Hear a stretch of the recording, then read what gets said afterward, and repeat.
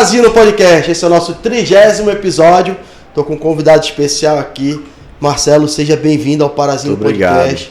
Você, um monte de referência nós temos aqui, graças a um amigo em comum, o Carlos, também te trouxe aqui, falou, cara, tem que levar um rapaz aí para conversar com você. Um cara que já veio nesse mundo de startups, fala de negócio, fala de vida.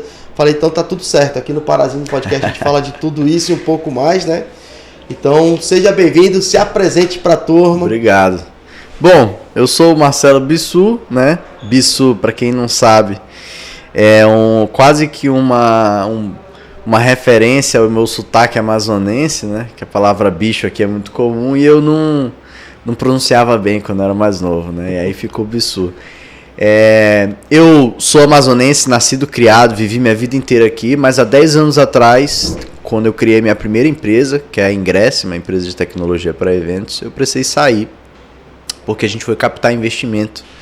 E aí eu passei 10 anos lá fora. E hoje eu vivo fazendo essa ponte, trazendo o que eu vou colher lá fora de frutos, contatos, network e trazendo para cá, né? Já criei outras empresas. Hoje, né, trabalho também muito forte no mercado financeiro, lá na Faria Lima, no coração da Faria Lima. E estou cada vez mais me envolvendo com a comunidade, né, voltando para as minhas raízes, para trazer essas conexões para cá. E quem sabe transbordar de volta aqui aquilo que eu plantei nessa terra, né? Tem que colher. Cara, que legal, né? Então, é aquele negócio, a gente já colheu aqui, plantou aqui, né? Semeou, foi para fora, volta para colher. E planta novamente, né? Exato. Que legal. Esse mundo de tecnologia, da parte de investimento, vamos falar um pouco então da parte de tecnologia, que é uma área que eu gosto muito. Quando surgiu, há tempos atrás, a ideia da Ingress, como é que foi? Foi uma necessidade? Foi uma... Você viu assim, abri um nicho aqui que eu acho que tá valendo a pena entrar...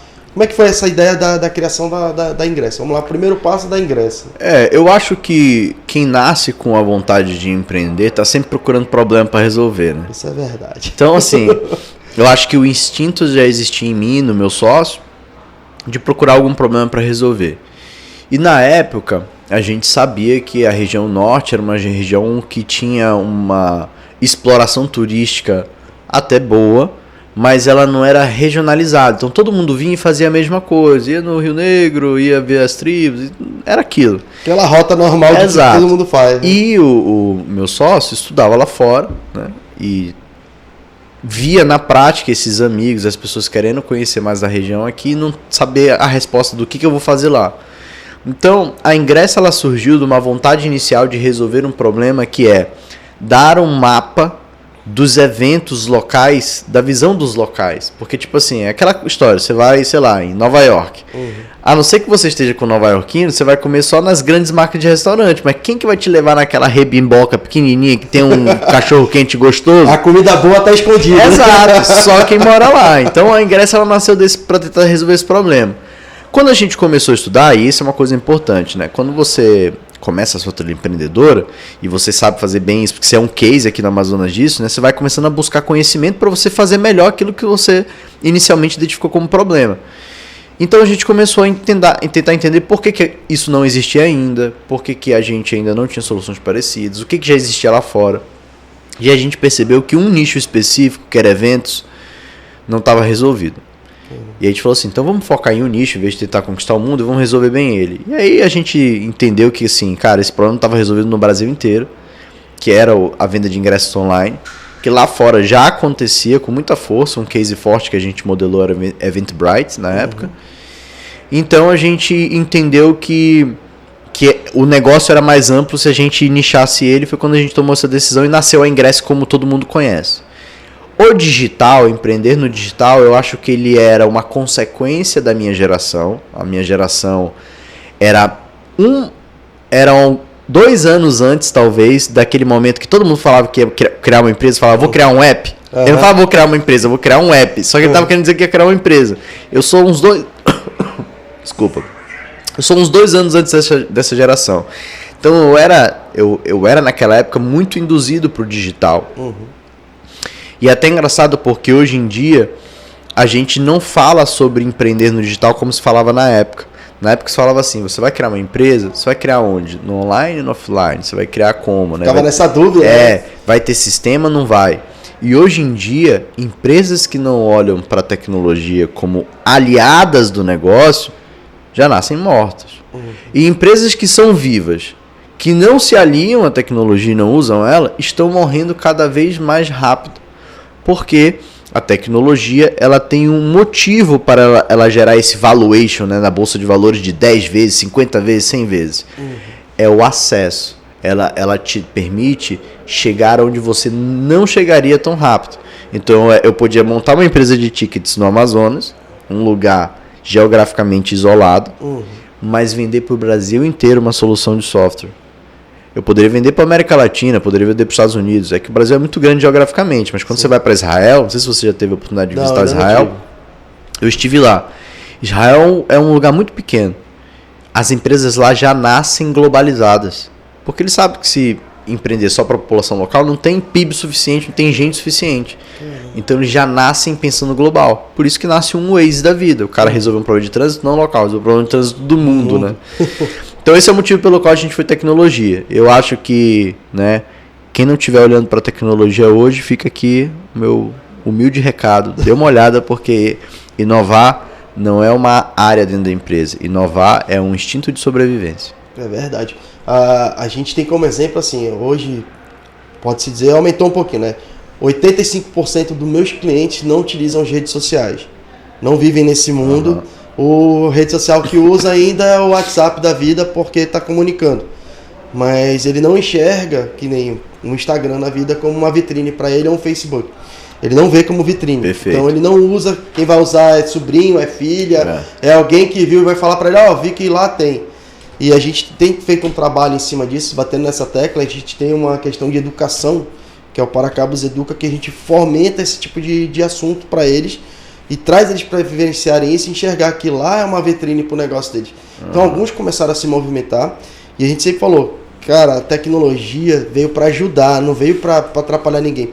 Então você tem que se atualizar na parte de tecnologia, na parte de investimento, marketing digital, ir para as plataformas que tem que ser colocado. Mas eles ainda são muito arredio com essas coisas. E aí a gente falando de empresas de tecnologia que cresceu e explodiu no digital, que nem explodiu com a Ingress, é assim, cara, o que tá faltando para esse pessoal ir lá e fazer, né? Qual é esse medo que eles têm de ir lá? Então, eu acho que, antes de eu responder essa tua pergunta, eu queria botar um parênteses no negócio que você falou, que eu acho que é muito legal. Você falou assim, a gente faz um trabalho de educação. A empresa do mundo de hoje, ela não é uma simples fornecedora de serviço mais. Eu acho legal tu ter essa compreensão, inclusive eu acho que isso se reflete na empresa que você criou, que é uma empresa proeminente, que dá pra ver, até dá pra sentir pelas paredes quando a gente vem aqui que isso acontece, que é uma empresa que tem propósito. E eu acho que hoje negócios que estão sem propósito, eles se perdem no meio do caminho. Porque fica difícil implementar uma cultura, fica difícil se conectar com o cliente. Um cliente que cada vez mais está consumindo um movimento, ele não está consumindo uma tecnologia. Tipo assim, um cliente que vem comprar na Paracabos, eu não conheço 100% do teu portfólio de produtos, mas imagina que tem produtos, marcas que você vende aqui que outras lojas vendem. Sim. O que diferencia, então, não é o produto, o que diferencia é o teu atendimento, é a tua linguagem, é a conexão com a marca. Então as pessoas estão comprando movimento, elas não estão comprando necessariamente só o produto. Então é legal você falar de educação, porque nós como nação que consome, consumidores, Brasil falando, nós somos ainda muito imaturos nessa relação compra e venda quando a gente olha para mercados mais evoluídos, mais avançados. Pra você ter noção, nos Estados Unidos, cara, a questão de comprar e devolver se eu não gostar é tão forte, tão no dia a dia, que amigos meus brasileiros que vão morar nos Estados Unidos só compram online porque é confortável devolver. Então, dentro da adoção tecnológica que você falou, dessa migração para consumir no Instagram, etc., ela foi feita de uma forma que é para tirar todo e qualquer atrito. Então, você meio que compra até sem querer, só porque quer testar, porque se não der problema eu devolvo e tá tudo bem, ninguém vai encher meu saco.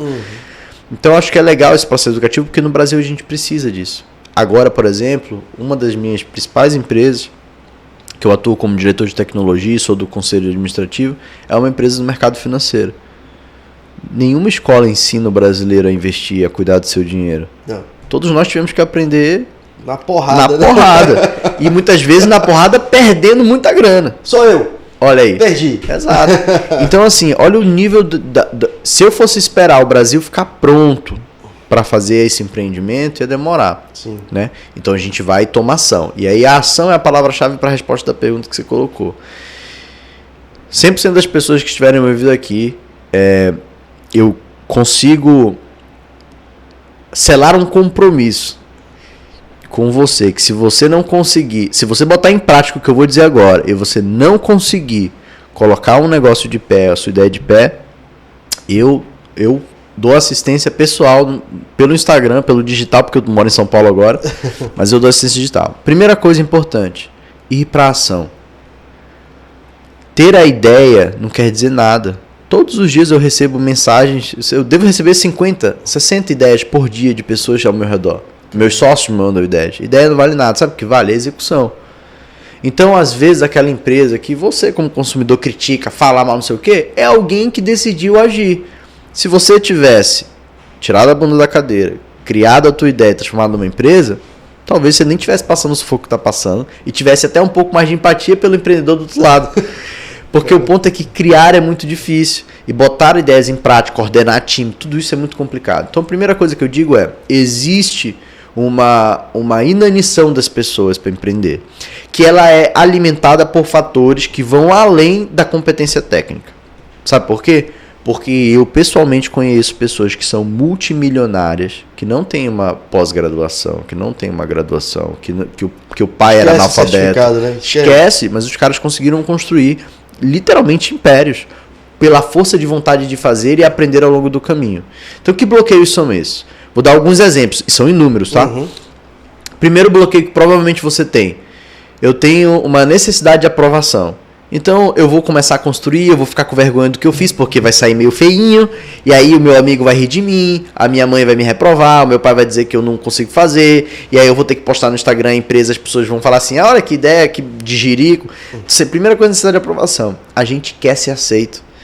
Então, assim, quando eu comecei a Ingress, eu tenho um print da primeira versão do site da Ingress. Caraca. Cara, era um negócio horrível, horrendo. Tipo assim, hoje eu mostro aquilo com orgulho porque eu sei o que aquilo significou. Mas o Bissu, não tão maduro de uns tempos atrás, ele queria esconder essa parte da história dele. Passa, né? Só que eu entendi que eu preciso mostrar essas coisas para as pessoas verem que realmente não começa tudo certinho. Legal. A segunda coisa que provavelmente acontece na cabeça das pessoas é o ambiente. O Brasil é um lugar em que o ambiente natural dele é o quê? Falar mal de quem empreende, falar mal de quem tem sucesso. Então você vai sendo introjetado uma ideia na sua cabeça de que, cara, me dedicar muito no trabalho tá errado, porque as pessoas estão falando que o certo é você viver bem. É você no final de semana ir pro flutuante, é você...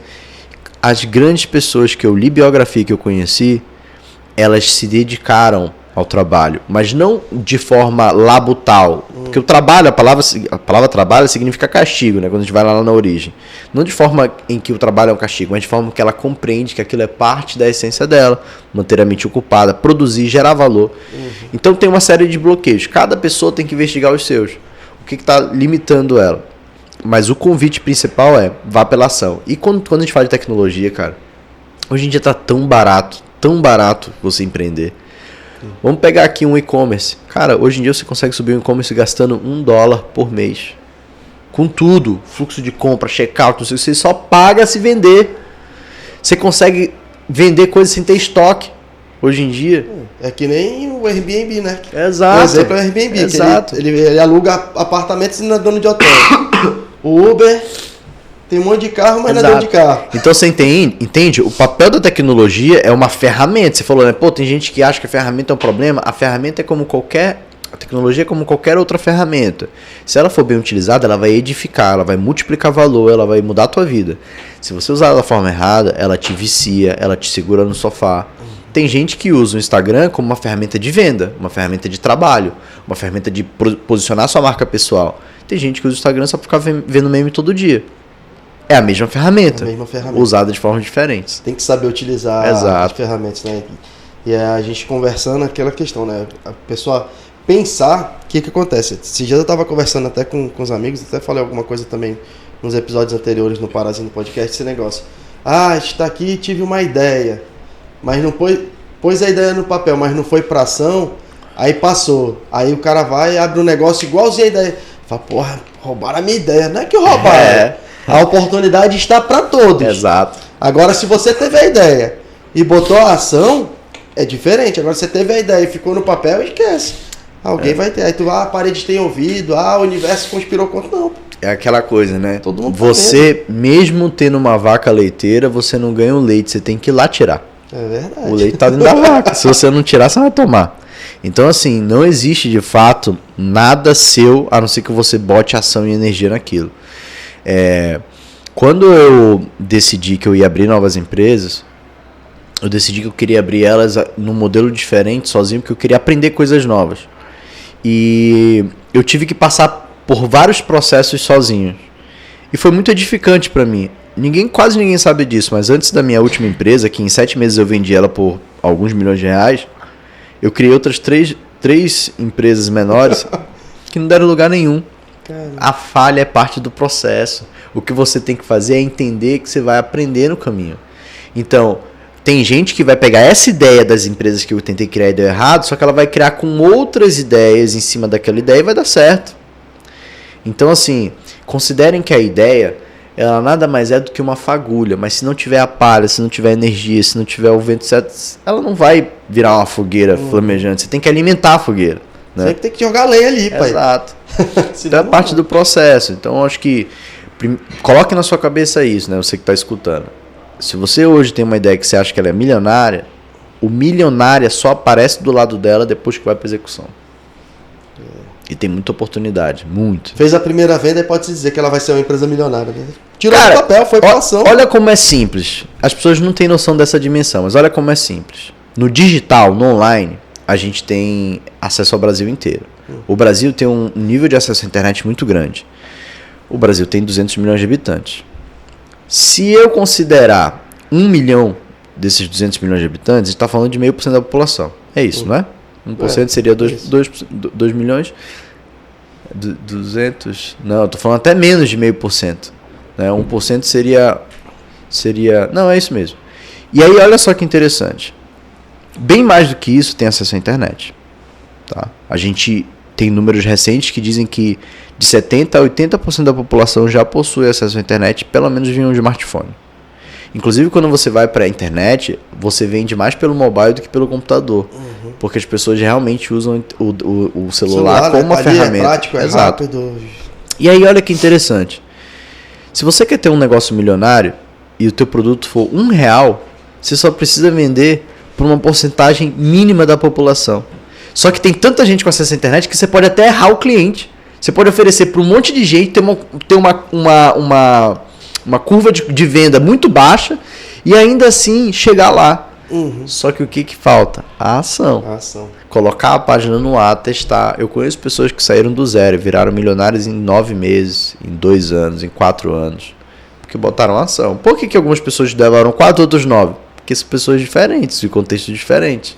Conteúdos diferentes. Mas todas elas botaram pressão. Tem que botar pressão. É verdade. Cara, isso é fantástico, né? Isso é uma aula mesmo. Para quem está acompanhando aqui o Parazinho Podcast, isso é uma aula hoje com o Marcelo Bisso, né? Então, Marcelo, eu fico muito feliz. Saindo um pouco da Ingress, hoje você está focado no mercado financeiro, né? Exato. Como é que foi essa mudança, assim, também um pouco, né? De Legal. Sair do mercado para outro e mergulhar nessa parte do financeiro, lá no coração da Faria Lima, né? Tô lá no coração da Faria Lima. Foi uma série de processos de mudanças pessoais. Você que está ouvindo agora, que tem empresa ou que não tem empresa, você precisa entender uma coisa. O maior projeto que você tem na vida é você mesmo. O maior. Não importa o tamanho do seu negócio, não importa o tamanho dos seus sonhos. Você é o maior projeto que você tem. E eu fiquei 8 anos somente dedicado ao meu projeto Ingress. E eu percebi com o tempo que eu não tinha me dedicado ao meu maior projeto, que era eu mesmo. Então eu não tinha desenvolvido algumas habilidades que eu queria desenvolver, mas que pelo estágio atual do Ingress eu não conseguiria desenvolver lá. A empresa já estava caminhando, ela já estava andando, ela já tinha uma marca estabelecida.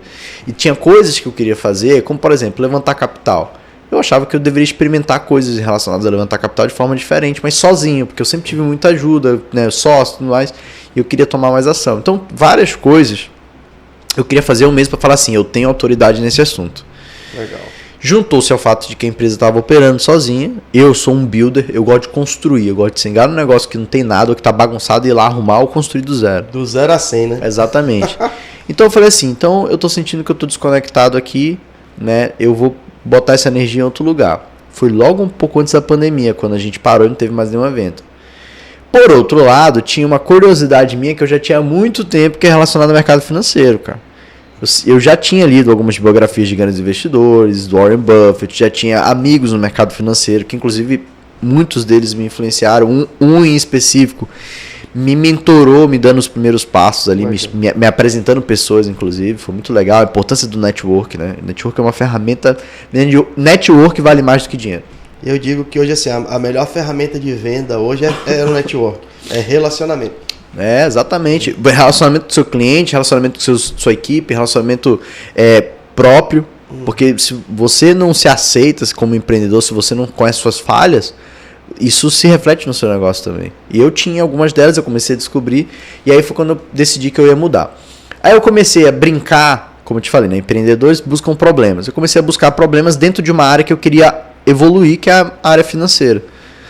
E aí eu peguei uns problemas para resolver, fechei algumas consultorias, e veio a pandemia, não tinha evento, a agenda abriu, e aí eu lasquei de programar em casa.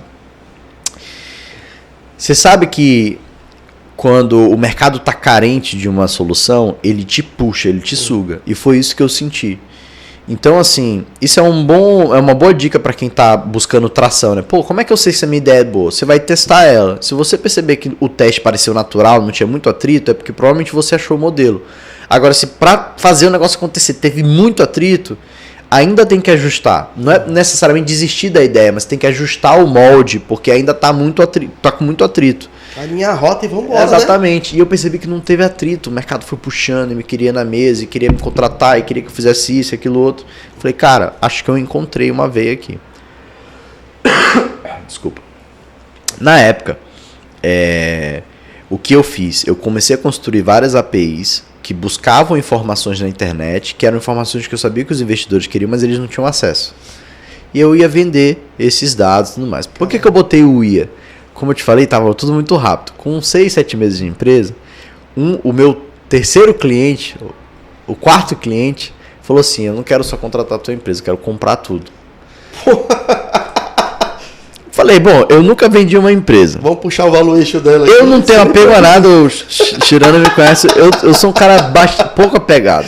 Falei, tá bom, então se é para eu aprender agora como é que vende uma empresa, eu vou aprender. E aí eu comecei o processo de negociação de venda, foi muito rápido também. Legal. E aí qual foi o acordo que eu fiz? Eu falei, olha, eu gosto de empreender, então eu quero entrar como sócio da nova empresa, você compra a minha, eu vou entrar com você para eu ajudar a resolver os negócios aqui. E aí foi isso que aconteceu, e foi muito legal, porque aí eu fui do 0 a 100 na Faria Lima, porque eu era um cara que estava entrante. Eu entrei numa das principais empresas da Faria Lima, que estava pré-IPO, também nunca tinha feito IPO, então participei desse processo de IPO. Legal. E aí, dentro lá com o pessoal, como eles eram pessoas de mercado que conheciam muito, eu acelerei o meu próprio aprendizado sobre economia, política, leitura de mercado, investimento em bolsa. Por isso que hoje eu consigo falar sobre esse tema. Caraca. Então foi assim que eu cheguei. Mas perceba, né? Tudo começa com a geração de movimento. Se eu estivesse lá na Ingrécia, confortável, como eu estava, ganhando bem, eu até hoje não teria feito as conexões que eu vi, eu não estaria vivendo o que eu estou vivendo hoje. Então, eu sou muito feliz de estar sempre em movimento. Legal. A ação, ela vai revelar a intenção, ela vai revelar o tesouro. Né? Dizem que a graça de Deus, ela é cobrir as coisas, e a graça do homem é descobrir essas coisas. Né?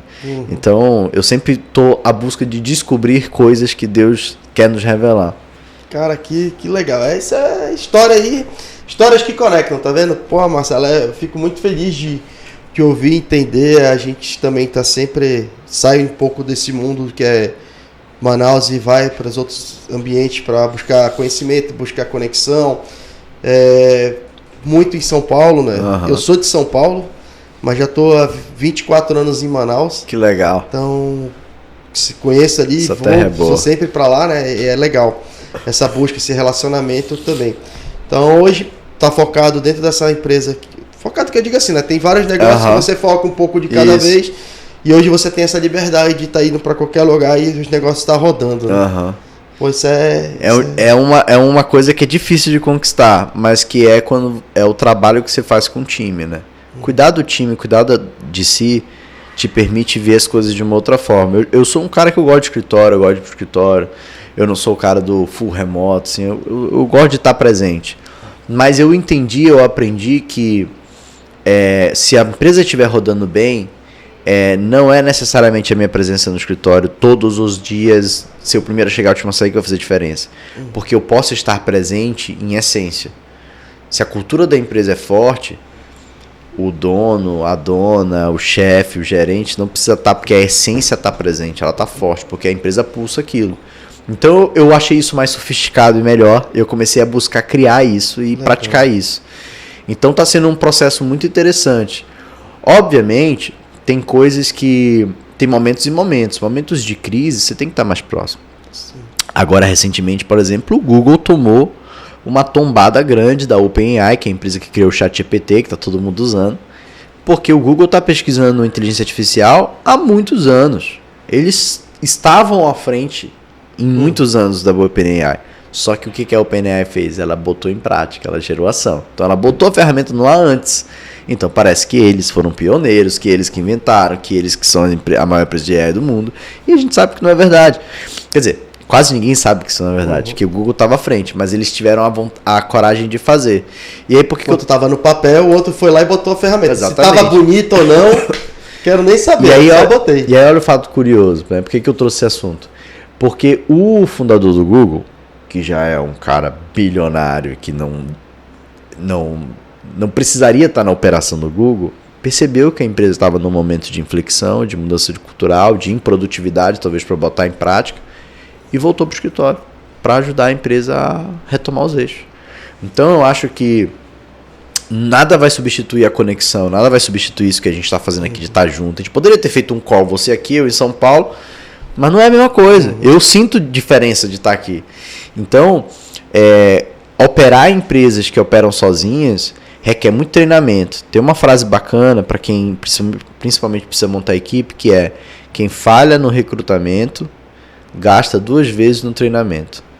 Se você não fizer um processo de recrutamento correto, você não pode culpar as pessoas da sua equipe pela incompetência.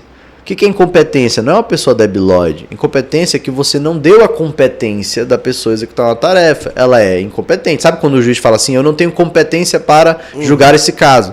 O juiz está se chamando de incompetente no sentido do que a gente entende? Não, ele está dizendo que o que é a palavra. Eu não tenho a competência. Então, muitas vezes a gente fala: esse bicho é incompetente. Sabe? Eu falo: ele é incompetente porque você, como líder, não deu a competência. E é a nossa obrigação. Então, conquistar isso é possível, essa liberdade, requer desapego. Tem dono de empresa que é egocêntrico. Pô, mas aí ninguém sentiu minha falta.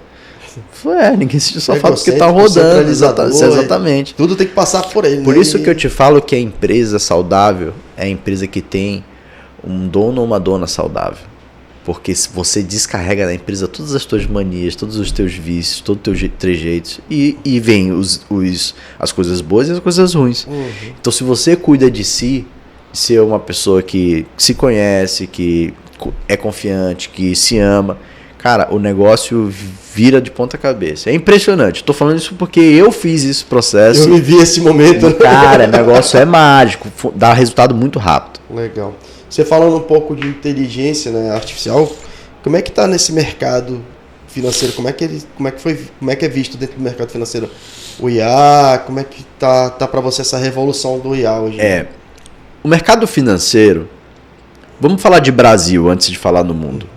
Para você no Brasil que não estuda política, que não estuda finanças, você tem um problema grave, que é que você está deixando as pessoas criarem opinião por você de coisas que você deveria ter opinião. É tipo você morar num condomínio e você não querer participar da reunião de condomínio para decidir que mudanças vão fazer no prédio. Depois que fizer as mudanças, você não pode reclamar. Só que a gente só quer reclamar, a gente não quer participar do processo. Porque dá trabalho buscar a fonte. Olha esse conflito que está tendo em Israel. Muita gente está opinando sobre o conflito de Israel e nem sequer foi checar o que está acontecendo de fato. Não abre um livro para ler historicamente o que aquela região passa, como que vive, de onde que vem, quais são as intenções. Então, por que eu estou contextualizando dessa forma? Porque a inteligência artificial, ela ainda é falha. Ela tem um efeito colateral que se chama hallucinations, que são as alucinações da AI. Olha que doideira, um computador alucinando. Até pouco tempo atrás, o que a gente via nos filmes? Que computadores eram seres exatos, que não erravam. Então ele falava, você confiava. O Waze, ele disse que para ir para a direita, você vai. Mas sabe uma frase que eu ouvi recentemente que me tocou? O Waze, ele sabe a rota, mas ele não conhece o asfalto. Então, quando você está indo numa estrada, pergunte do caminhoneiro qual a rota que ele pega. Porque o Waze pode até calcular qual é a rota mais rápida, mas ele não sabe se o asfalto está bom. O caminhoneiro sabe. Então, o cuidado que a gente tem que ter com a AI, e o mercado financeiro está tendo esse cuidado, é de garantir que a AI está sendo uma ferramenta que aumenta a produtividade, mas que ela não define estratégia de investimento. Então, por exemplo, eu como investidor, eu não posso tomar uma decisão de compra e venda perguntando a AI. AI, eu compro ou vendo? Eu não posso. Mas eu posso pedir para ela resumir um relatório que tem 200 páginas para eu ler ele mais rápido. Me identifica quais são as páginas com o relatório com os destaques. E a gente tem feito isso na TC, que é a empresa hoje que eu sou diretor de tecnologia, sou do conselho. Legal. O que a gente faz? A gente começou a aumentar a produtividade do investidor. Esse é um app que é gratuito, você consegue baixar e começar a acompanhar notícias, sem opinião, porque notícias geralmente vem com opinião hoje em dia, infelizmente. A nossa, a gente está focado em mercado, então a gente precisa que não tenha opinião para conseguir fazer o investimento. Porque bolsa não dá para você fazer com o coração, você tem que fazer com a razão.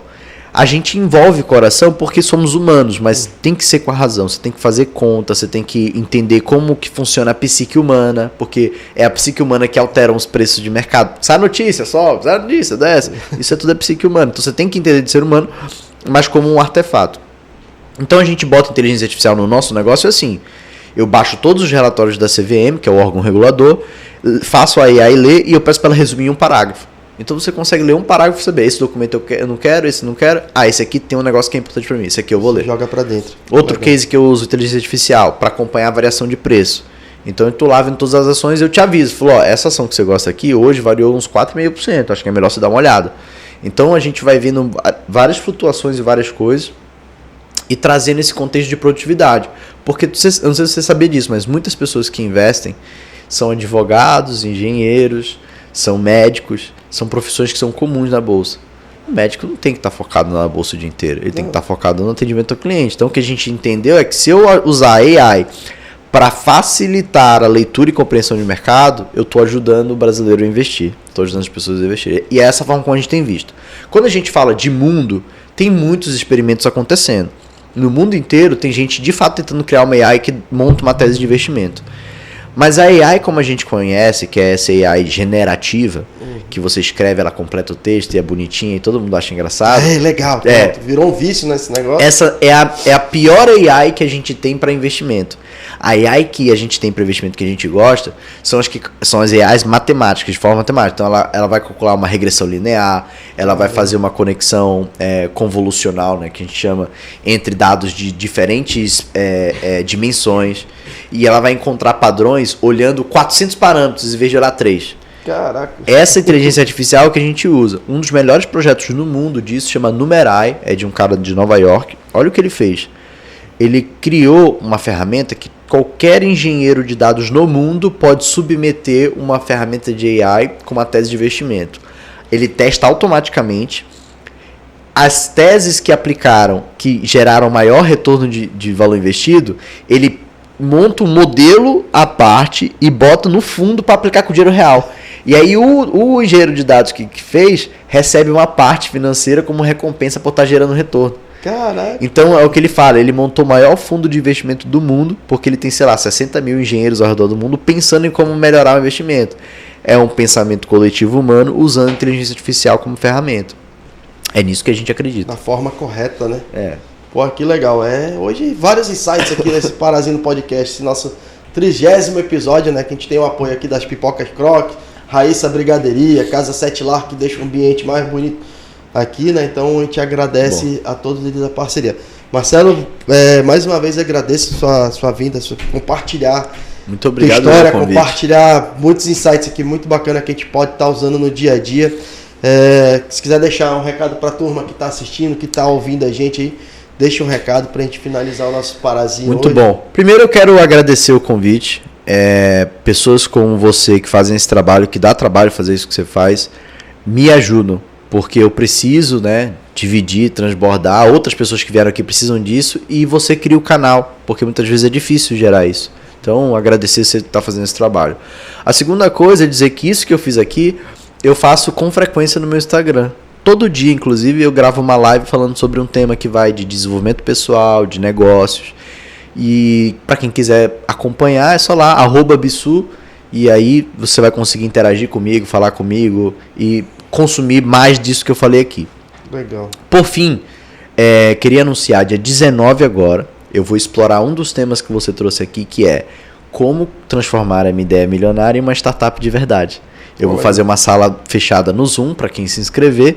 Lá no meu perfil no Instagram tem um link. Então quem aí tá com aquela inquietação, tem uma ideia milionária e quer botar ela em prática, só ir lá, pegar o link, se cadastrar e eu vou estar falando tudo que eu aprendi. Não vai ter segredo escondido, eu não gosto de esconder segredo. Quem me conhece no Instagram sabe que eu entrego tudo, porque eu acho que se as pessoas tiverem os segredos, ainda assim elas não vão fazer, porque elas não vão para ação. Então eu dou os segredos e quem for fazer vai conseguir crescer na vida. Vai caminhar bem, né? Exatamente. E vamos abençoar a nossa terra. Essa terra é muito boa, cheia de oportunidade. O amazonense que sai pro mundo para programar, ele bate muita gente. É verdade. Pô, obrigado, Marcelo, mais uma vez.